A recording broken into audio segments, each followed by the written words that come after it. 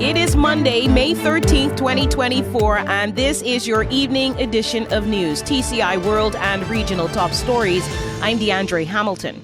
TCI Informal Settlements Unit frequently asked questions. What is the TCI Informal Settlements Unit? The Turks and Caicos Islands Informal Settlements Unit, ISU, is a government organization tasked with finding solutions to the growing challenges experienced within and by informal settlements across the Turks and Caicos Islands. For more information, call the Informal Settlements Unit 344-0478 or visit their website www.isutci.com and follow on social media at ISUTCI.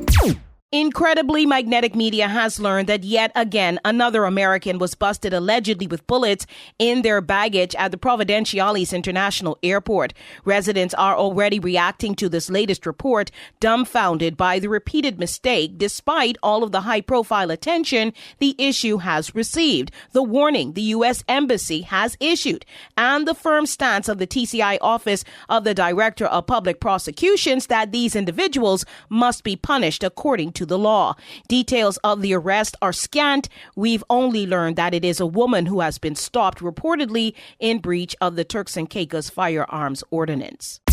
The Informal Settlements Unit, or ISU, has actively resumed work across the Turks and Caicos after a brief suspension in late 2023 to sort out land claims. The ISU is on track to clear approximately 47 unoccupied structures across 4 parcels of Crown land by the end of the month. This work also includes removing concrete foundations and perimeter walls, as well as domestic and construction garbage and debris, abandoned vehicles, and shipping containers.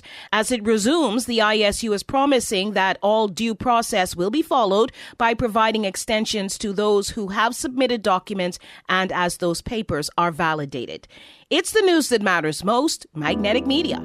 Get armed with an alarm system from Spence Security. What if you didn't wait until your home was invaded, your family threatened, or left to the mercy of a gun-carrying intruder? What if you didn't wait for someone to enter your business and put your staff and customers at risk?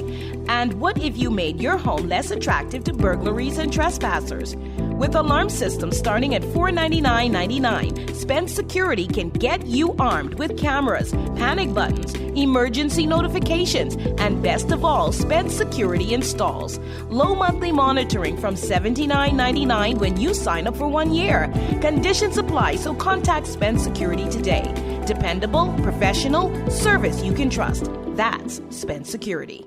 Contact Spence Security and Investigation Services at 649-946-4730. Visit number 7 Caribbean Place in Providenciales or online at spencesecurity.tc. In regional top stories, when the Caribbean Hotel and Tourism Association presented at the CHRIS Summit held in Miami recently, President of the CHTA, Nicola Madden-Gregg, gave insights on their members and a regional tourism update. Turks and Caicos is leading the industry with an average occupancy rate of 87%. St. Lucia followed with 85.5%, and third was Aruba at 84.3%. As for demand, satisfaction, and tourist spending across 4 Caribbean destinations, namely Barbados, Dominican Republic, Jamaica, and Puerto Rico, it was revealed that UK travelers preferred Barbados, Canadian tourists favored Jamaica, Dominican Republic grabbing hold of big spending on accommodations, with Puerto Rico getting travelers spending well on retail shopping and at restaurants. The Minister of National Security for Trinidad and Tobago was speaking to a regional workshop when he commended a 2-day regional convening focused on disaster displacement, disaster risk reduction, and human security held last week in Port of Spain. Minister Fitzgerald Hines said the workshop provides all nations present with the unique opportunity to pursue collectively a program of activities to fortify the intricacies of cross-border evacuation measures and to ensure the safety and well-being of all individuals within our borders during times of crisis. The event was organized by the International Organization for Migration and the United Nations Office for Disaster Risk Reduction in collaboration with the Caribbean Disaster Emergency Management Agency, or SEDEMA, the Organization of Eastern Caribbean States Commission, or OECS, and the Platform on Disaster Displacement. It was held May 8th and 9th. Magnetic Media, the power of attraction. Are you a patient of InterHealth Canada Turks and Caicos Islands Hospital? Take control of your healthcare with the MyCare Corner portal and mobile application. Request an email registration invitation today at mycarecorner@interhealthcanada.tc for seamless access to your health information and more. There is a new Omicron variant which is creeping into new corners of the globe. FLIRT is behind a spike in COVID cases in the UK, South Korea, and the United States. And India has now charted 250 new cases of that variant. Like other variants before it, FLIRT is more contagious with symptoms which are now common for the virus. So far, the U.S. Centers for Disease Control has said there is nothing to suggest the variant, also known as KP2, causes more severe illness than other strains.